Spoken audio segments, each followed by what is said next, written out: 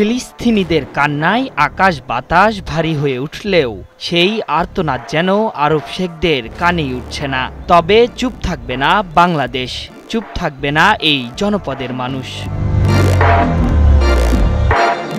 তারই প্রমাণ হয়তো দিলেন বাংলাদেশের জনগণ।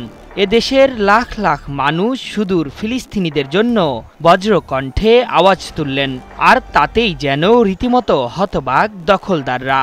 সেই সাথে টনক নড়েছে দেশটির প্রথম সারির গণমাধ্যমের। গুরুত্ব দিয়ে প্রচার করা হয়েছে বাংলাদেশের প্রতিবাদ। ইসরায়েলের প্রথম সারির গণমাধ্যম টাইমস অফ ইসরায়েলের একটি প্রতিবেদন নিয়ে শুরু হয়েছে তুমুল আলোচনা।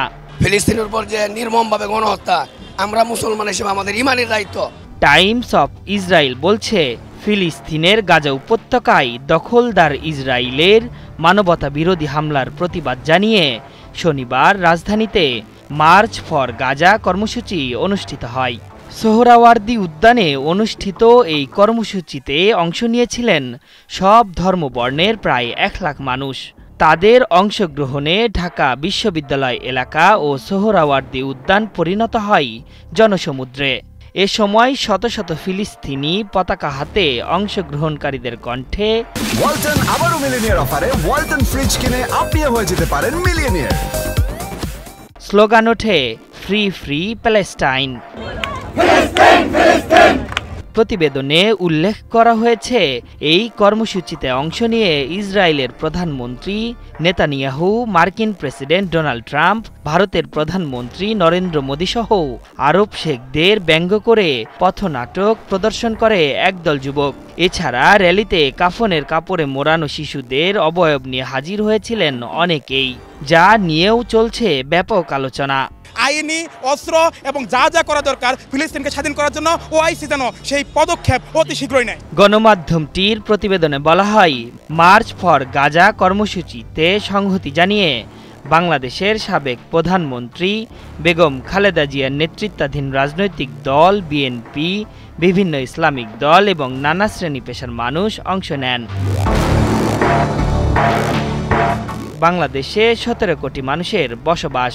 স্বাধীন দেশটি ইসরায়েলের সাথে কোনো কূটনৈতিক সম্পর্ক রাখেনি, এমনকি তারা স্বাধীন ফিলিস্তিনের প্রতি সমর্থন জানিয়ে আসছে বলে জানিয়েছে টাইমস অফ ইসরায়েল। শুধু টাইমস অফ ইসরায়েল নয়, বাংলাদেশের বিশাল বিক্ষোভের খবর গুরুত্বের সাথে প্রকাশ করেছে অ্যাসোসিয়েট প্রেস, আল জাজিরা, আরব নিউজ, ওয়াশিংটন পোস্ট, ইন্ডিপেন্ডেন্টের মতো আন্তর্জাতিক গণমাধ্যমগুলো।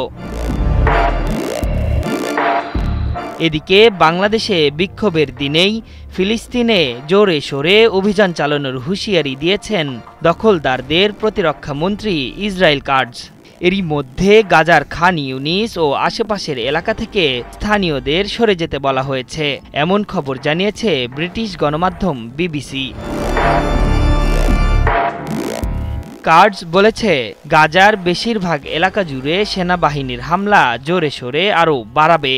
তিনি বলেন, এরই মধ্যে ইসরায়েলের প্রতিরক্ষা বাহিনী আইডিএফ গাজার দক্ষিণ অংশে রাফা এবং খান ইউনিস শহরকে বিচ্ছিন্নকারী একটি নিরাপত্তা অঞ্চল দখল করেছে।